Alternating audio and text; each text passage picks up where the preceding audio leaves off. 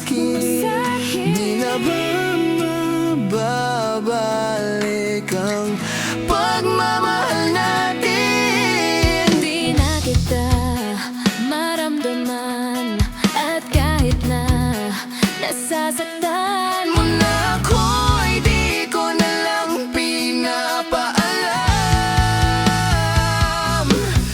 Hanggang ngayon ay di ko maintindihan kung ba't awa na lang ang laging nararamdaman mo. Di na sana si nanay biglang nawalan ng buhay. Ang ating pagmamahalan, sana naman maibalik ang pag-ibig na tunay. Naawa ka na lang ba? Di ka na masaya, Pinipilit mo na lamang na manatili kahit na hindi mo na ako mahal. Tanging hiling ko lang, dahan-dahanin mo akong bitawan hanggang sa kaya ko na.